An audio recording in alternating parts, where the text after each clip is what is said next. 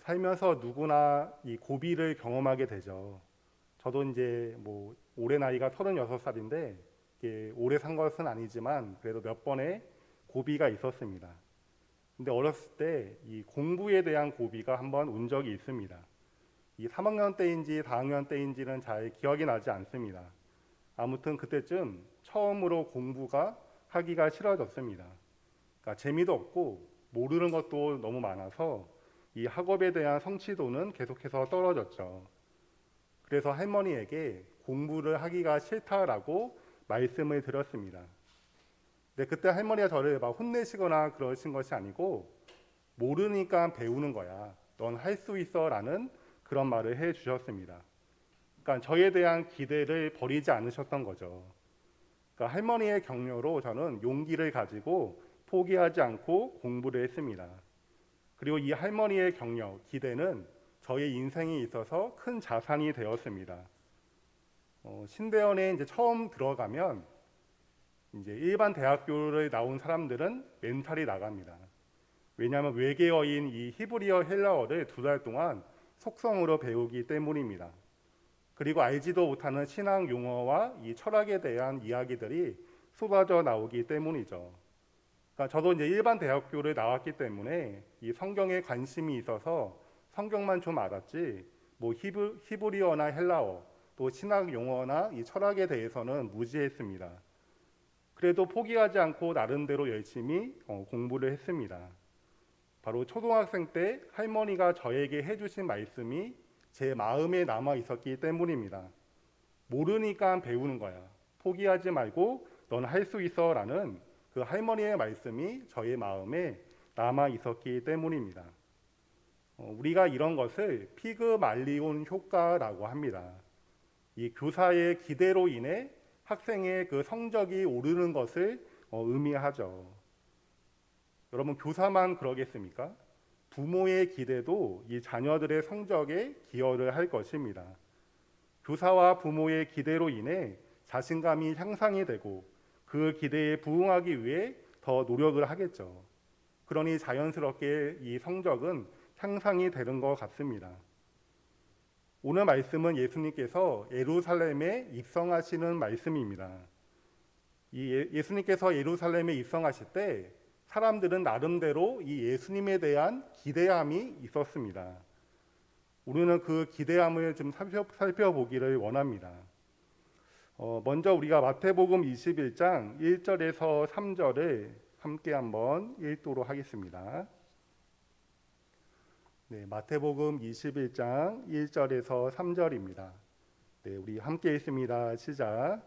그들이 예루살렘에 가까이 가서 감난산 벳바게에 이르렀을 때 예수께서 2 제자를 보내시며 이르시되 너희는 맞은편 마을로 가라.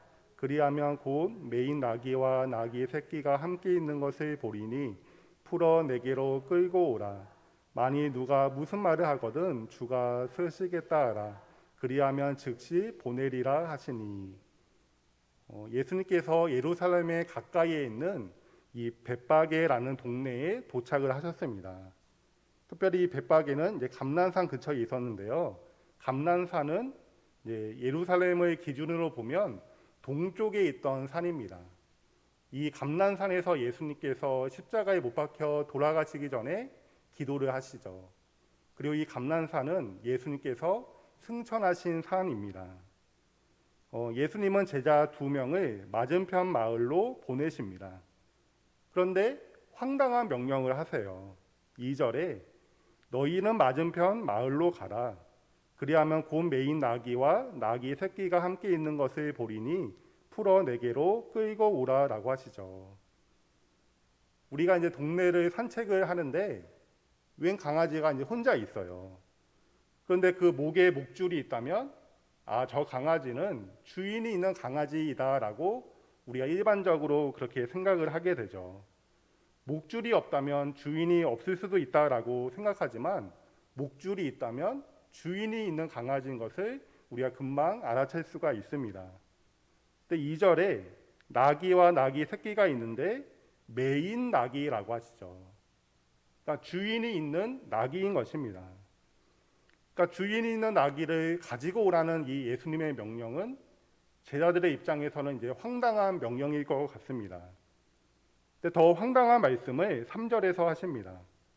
만일 누가 무슨 말을 하거든 주가 쓰시겠다 하라. 그리하면 즉시 보내리라. 이 주인이 있는 나귀이기 때문에 당연히 주인이 당신들 뭐 하는 것이요? 라고 하겠죠. 그러면 주가 쓰시겠다 이렇게 말하라 라고 하십니다. 그리하면 즉시 보내리라 라고 하시죠. 예수님이 당대의 유명인이었기 때문에 예수님 이야기를 하고 가지고 오라고 하시지 않습니다. 그냥 주가 쓰시겠다 이렇게 말하기만 하라라고 하시죠. 만약 여러분의 그 차를 모르는 사람이 막 운전을 하려고 해요. 근데 그래서 뭐 하는 거예요? 라고 했더니 주가 쓰시겠다라고 합니다. 이렇게 말하면 얼마나 황당합니까? 그러니까 제정신이 아닌 사람으로 우리는 생각을 하겠죠. 여러분, 예수님은 왜 이렇게 황당한 말씀을 하시는 것일까요? 그리고 무슨 권리로 이렇게 하실 수가 있으실 것일까요? 무슨 권리로 주인이 있는 나귀를 함부로 사용하실 수 있으신 것일까요? 예수님은 자신이 쓰시는데 주가 쓰시겠다라고 하시죠. 주라고 합니다. 이 하나님의 이름은 여호와이죠. 하지만 이 여호와라는 발음이 정확한 발음인지는 아무도 모릅니다. 왜냐하면 이 하나님의 이름 여호와가 너무나도 거룩했기 때문에 함부로 부를 수가 없어서 이 여호와라고 부르지 않았습니다. 아도나이라고 불렀죠. 이 아도나이라고 하나님을 불렀습니다. 근데 이 아도나이를 우리나라 말로 번역하면 주입니다. 그러니까 예수님이 자신을 주라고 하시는데 이 말씀은 예수님 자신이 하나님이시다라는 그런 의미입니다. 온 세상을 만드신 창조주이시고 모든 것을 다스리시는 주인 되시는 하나님이시다라고 말씀하시는 것이죠. 저 나귀도 예수님께서 만드시고 나귀의 주인도 예수님께서 만드셨다는 것이죠. 예수님은 나귀와 나귀 주인의 주가 되십니다. 그러기에 이 나귀를 사용하실 수 있는 권리, 권한이 예수님께 있으셨던 것입니다. 사랑하는 성도 여러분, 우리가 예수님에 대한 신앙 고백을 하죠. 전능하사 천지를 만드신 하나님 아버지를 내가 믿사오며 그 외아들 우리 주 예수 그리스도를 내가 믿사오니. 우리도 예수님을 주님이라고 고백을 합니다. 이 고백이 여러분들의 진실한 고백이십니까? 우리가 예수님을 주라고 고백하는 것이 저와 여러분들의 진실한 고백이 되기를 바랍니다. 우리가 예수님을 나의 주인으로 믿는다면, 이 고백이 정말 우리의 진정한 고백이라면 예수님, 나 자신과 나에게 있는 돈과 시간, 또 나의 자녀들의 그 주인도 바로 예수님이 되시는 것입니다. 또한 이 교회와 이 나라도 그 주인이 바로 예수님이 되시는 것이죠. 그러니까 우리가 이것을 진짜 믿는다면 주가 쓰시겠다라고 하실 때 기꺼이 우리의 것을 드릴 수가 있어야 합니다. 물론 그렇다고 해서 우리에게 있는 모든 재산을 다 헌금으로 드리라는 말이 아닙니다. 교회에서 365일 24시간 시간을 보내야 한다는 것도 아니죠. 우리나 우리 자녀들이 사역자로 서원해야 한다는 것도 아닙니다. 하나님께서 기뻐하시고 원하시는 뜻이 무엇일까? 이것을 가장 중심으로 생각해야 한다는 것입니다. 나 자신을, 그리고 나에게 주어진 시간과 돈을 우리 가정과 교회를 어떻게 사용하고 어떻게 이끌고 나가는 것이 정말 하나님께서 기뻐하시고 원하시는 뜻일까? 이것을 최우선순위로 우리가 생각해야 한다는 것입니다. 우리가 이것을 알기 위해 말씀도 읽고 기도도 하고 그런 것이죠. 성령님께서 말씀을 통해 깨닫게 하신 것, 또한 기도를 통해 마음에 감동을 주신 것이 있다면 그것을 위해 기꺼이 우리의 것을 드려야 하는 것입니다. 여러분, 하나님은 자신의 그 기쁘신 뜻을 위하여 우리에게 소원을 두고 행하시는 분이심을 믿으시기를 바랍니다. 우리의 주님이신 그 예수님을 믿고 인정하는 우리가 되기를 소원합니다. 제자들이 예수님의 말씀에 순종하니 말씀대로 나귀와 나귀 새끼를 끌고 올 수가 있었습니다. 사실 예수님은 나귀 새끼만 타시죠. 이 마가복음을 보시면 아무도 타지 않는 나귀 새끼를 타십니다. 그럼에도 불구하고 이 어미 나귀도 함께 데리고 이제 오라고 하시죠. 왜냐하면 이 어미 나귀가 함께 있어야 나귀 새끼가 흥분하지 않을 수가 있기 때문입니다. 이 나귀 새끼는 한 번도 자신의 이 등에 어떤 사람도 태워본 적이 없습니다. 그러니까 누군가 타면 흥분할 수가 있는 거죠. 더욱이 예수님께서 입성하실 때 수많은 군중들이 있었고 그래서 막 시끄럽고 찬양 소리가 있던 상황입니다. 그러니까 나귀는 더 흥분할 수가 있는 거죠. 그래서 흥분하지 않게 하기 위해서 어미 나귀도 함께 데리고 오라라고 하신 것입니다. 그래서 이 나귀 새끼를 이제 타게 하기 위해서 제자들은 자신의 그 겉옷을 벗죠. 그래서 그것을 가지고 안장을 만듭니다. 그리고 무리들은 자신의 그 겉옷을 길에 폈습니다. 그리고 또 다른 무리들은 종려나무 가지를 베어 길에 폈다고 합니다. 이것은 왕이 행진할 때 이런 행동들을 했다라고 합니다. 그러니까 사람들이 예수님을 왕으로, 주인으로 믿고 인정하는 것이죠. 그리고 예수님을 향해 이렇게 소리를 칩니다. 우리가 9절을 함께 한번 읽어보겠습니다. 네, 9절입니다. 네, 시작. 앞에서 가고 뒤에서 따르는 무리가 소리 높여 이르되 호산나 다윗의 자손이여 찬송하리로다. 주의 이름으로 오시는 이여 가장 높은 곳에서 호산나 하더라. 네, 사람들이 예수님을 향해 이렇게 소리치죠.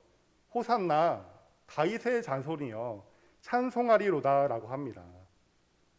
이 호산나라는 것은 이제 구원하소서라는 의미입니다.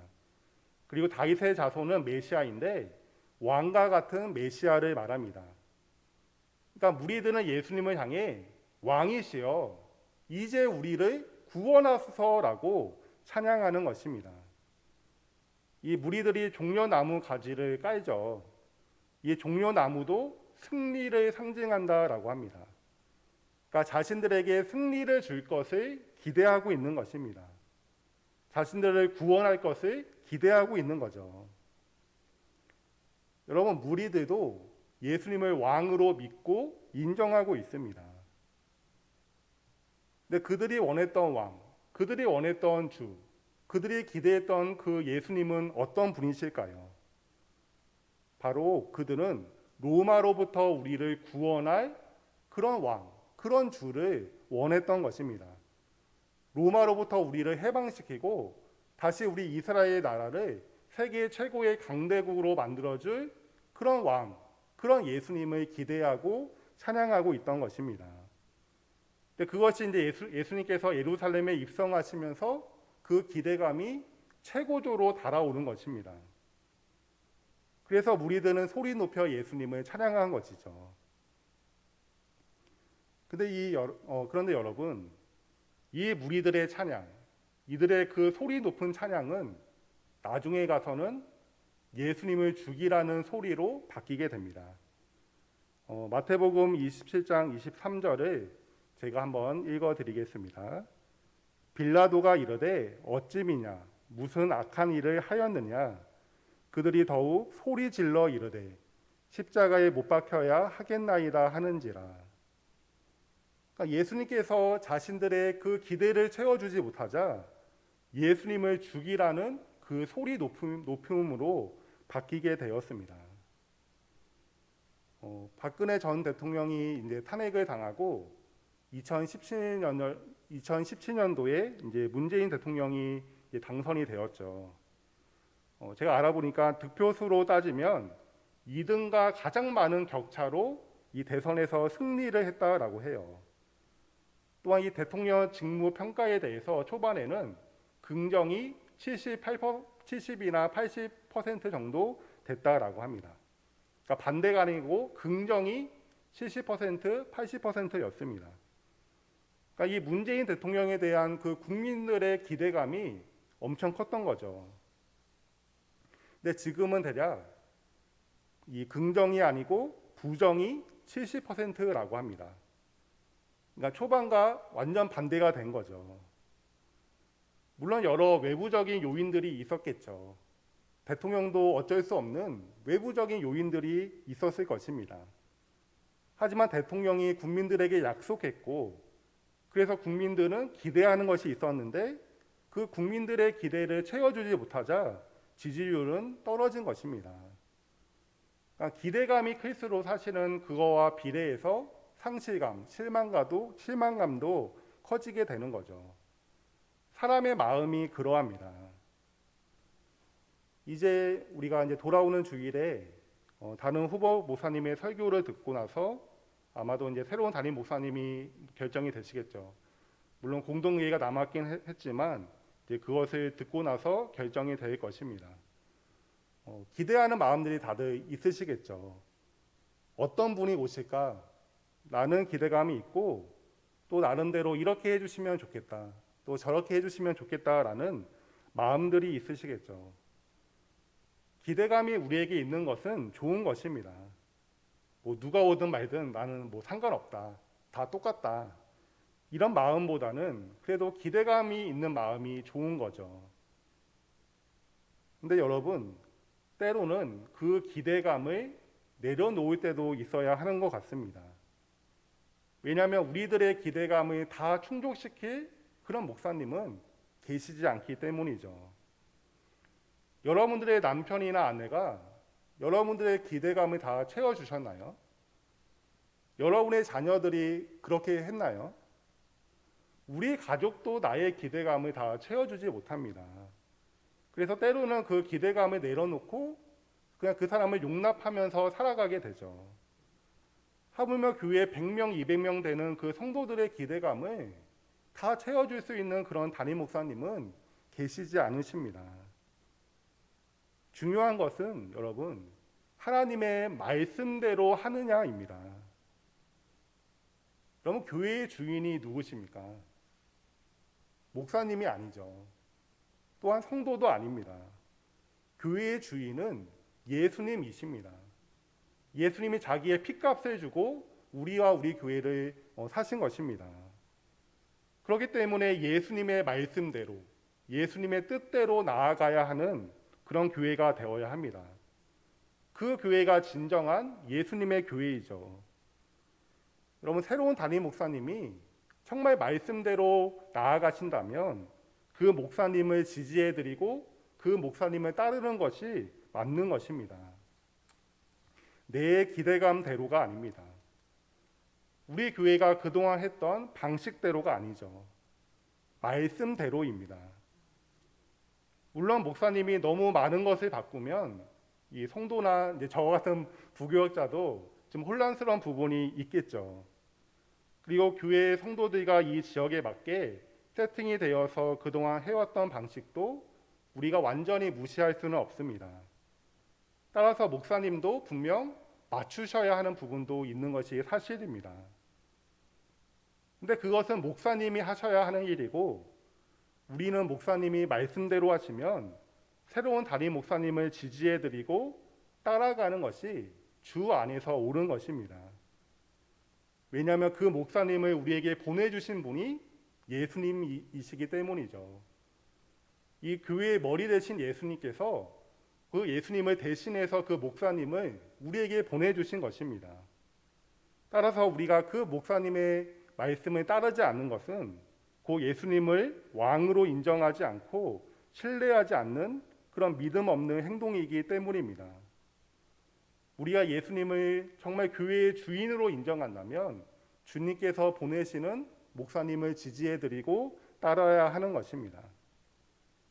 예수님을 교회의 주인으로 인정하는 믿음의 사람들이 되기를 바랍니다. 내 기대감이 아닌 하나님의 말씀대로 나아가는 우리 교회가 되기를 바랍니다. 우리 서울중앙교회가 예수님을 주인으로 인정하는 그런 교회가 되기를 소원합니다. 예수님은 왕으로 입성하시지만 사람들이 원하는 왕이 아니셨습니다. 예수님은 사람들의 기대에 부응하는 그런 인간적인 왕이 아니셨어요. 예수님은 하나님의 뜻, 하나님의 기대를 완벽하게 충족시키신 그런 왕이셨습니다. 우리가 마태복음 21장 4절과 5절을 함께 읽어보겠습니다. 네, 4절과 5절입니다. 네, 시작. 이는 선지자를 통하여 하신 말씀을 이루려 하심이라. 일러스되 시온 딸에게 이르기를 내 왕이 내게 임하나니 그는 겸손하여 낙이 곧 멍에 매는 짐승의 새끼를 탓도다 하라 하였느니라. 아멘. 예수님이 예루살렘에 가신 것은 사실은 이번이 처음이 아니시죠. 전에 몇 번 이제 가셨습니다. 근데 그때에는 이제 걸어가시죠. 근데 이번에는 다르셨습니다. 이제 북쪽에 있는 갈릴리에서부터 중앙에 있는 예루살렘까지는 이제 걸어오시다가 2, 3km 남겨두시고 낙이 새끼를 타고 들어가시는 것입니다. 그러니까 어떤 의도를 가지시고 일부러 낙이 새끼를 타신 것이죠. 근데 그 의도가 이제 4절의 말씀처럼 스가랴 선지자의 말을 성취하시기 위해서입니다. 그리고 그 선지자의 말이 5절에 나오죠. 시온의 딸에게 이르기를 내 왕이 내게 임하나니 그는 겸손하여 낙이 곧 멍에 매는 짐승의 새끼를 탓도다 하라 하였느니라. 네, 시온의 딸은 이스라엘 백성들을 말합니다. 이스라엘 백성들에 대한 애칭, 이 사랑의 마음으로 부르는 그런 표현입니다. 내 왕이 오시는데 그 왕은 겸손하여 나귀를 타고 오신다라고 하십니다. 보통 왕들은 이 성에 입성할 때 그 말을 타죠. 그 왕으로서의 자신의 어떤 권위와 위엄을 드러내기 위해서 당당하게 말을 타고 들어갑니다. 근데 예수님은 나귀, 그것도 나귀 새끼를 타세요. 그러니까 우리로 따지면 대통령이 세단이 아니고 그 경차를 타고 이제 다니는 것을 의미하겠죠. 예수님이 이 겸손하시기 때문에 겸손한 동물을 타신 것일까요? 물론 우리가 그렇게도 볼 수가 있지만 5절에 이 나귀에 대한 설명이 나옵니다. 나귀 곧 멍에 매는 짐승의 새끼라고 하죠. 그러니까 나귀는 멍에를 매는 짐승의 새끼입니다. 그러면 예수님께서 우리의 죄의 멍에를 매시고 바로 십자가에서 대신 돌아가시죠. 그러니까 이 나귀를 타신 이유는 예수님께서 우리의 죄의 멍에를 대신 지시고 돌아가실 왕이시다라는 것을 미리 보여주시는 것입니다. 그러니까 예수님은 왕이신데 우리를 대신해서 죽으시는 왕이 되십니다. 왕이라면 왕으로서 여러 가지 혜택을 누려야 하는데 그것이 아닙니다. 우리를 대신해서 돌아가시죠. 우리를 사랑하시기에 가장 낮아지시고 섬기시고 대신 죽으시는 것입니다. 바로 자기 백성들을 사랑하시는 왕이 바로 우리 주 예수님이십니다. 아내와 저는 이제 아기를 낳기 전에 좀 이런 생각을 가지고 있었습니다. 만약 아기가 태어나면 아기도 중요하지만 우리도 중요하니까 너무 이 아기 중심으로 하지 말고 우리도 생각하자라는 그런 이야기를 아내와 한 적이 있습니다.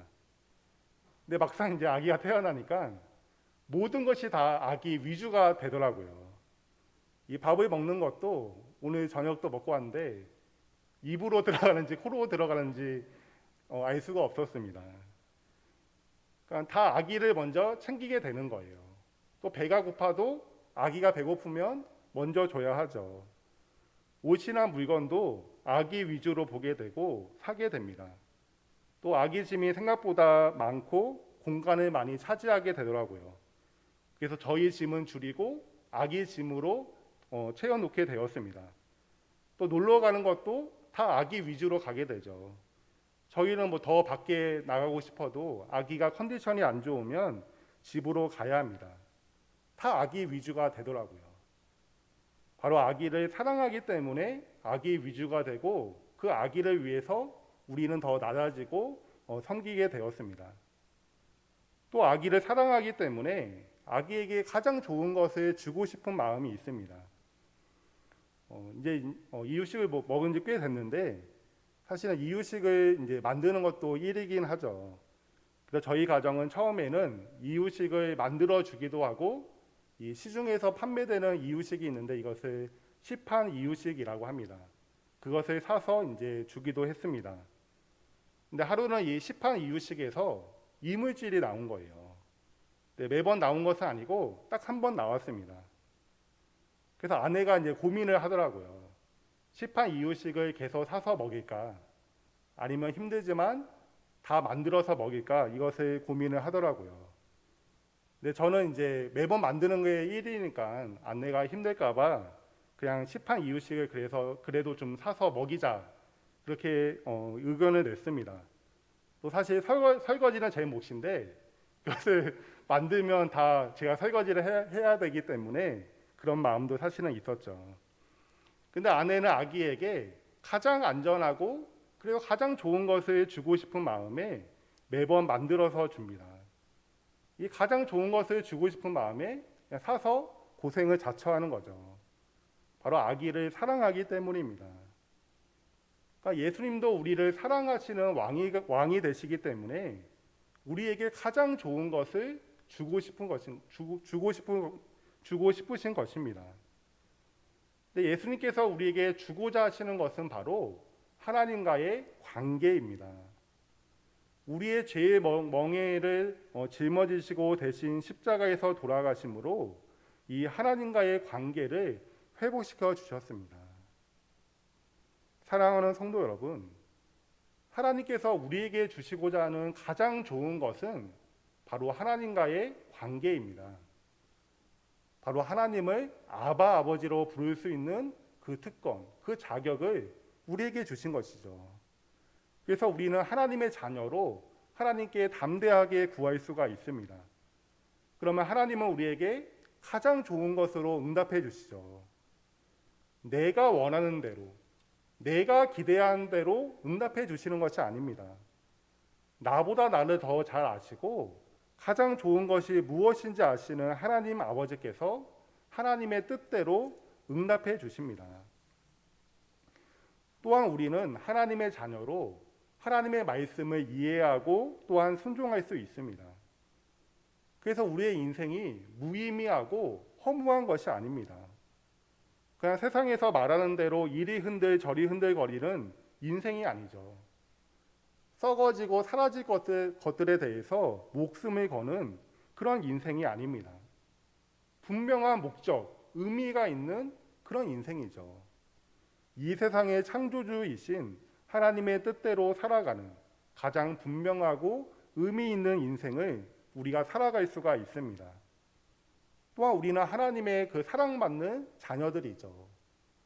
우리가 무엇인가를 잘했기 때문에 우리에게 좋은 것을 주시고 우리를 책임져 주시고 우리와 함께 하시는 것이 아닙니다. 그냥 우리 모습 그대로를 사랑하십니다. 우리를 세상에서 최고로 가치 있게 여기시죠. 저와 여러분들이 이미 이런 특권, 이런 은혜를 누리고 있습니다. 바로 죄의 멍에를 대신 짊어지시고 돌아가신 그 겸손의 왕, 사랑의 왕이신 예수님 덕분이죠. 이런 은혜를 누린 우리가 해야 하는 것은 바로 기쁨으로 그분의 말씀에 순종하는 것입니다. 예수님을 왕으로 인정하는 거죠. 내가 원하는 왕, 내가 기대하는 예수님을 만들고 그것을 달라고 하는 것은 결코 예수님을 왕으로 믿고 인정하는 것이 아닙니다. 사실은 예수님이 아니라 내가 왕인 것입니다. 또 내가 아니면 내 자녀들이 왕이고 다른 것이 왕이 되는 거죠. 우리가 예수님을 이 세상을 만드시고 다스리시는 왕으로 인정한다면 또한 나를 사랑하시고 나를 위해 그 목숨을 대신 버리신 사랑의 왕으로 믿는다면 그분의 뜻에 순종하는 것입니다. 우리의 모든 것을 하나님께서 기뻐하시는 뜻대로 우리가 분별하며 드리는 것이죠. 우리 교회가 하나님의 말씀대로 이끌림을 받는 교회가 될 수 있도록 기도하고 말씀을 배우며 하나님께서 세우신 직분자들, 특별히 목사님과 장로님에게 복종하는 것입니다. 저와 여러분들이 예수님을 진정한 왕으로 믿고 의지하는 우리가 되기를 예수님의 이름으로 소원합니다.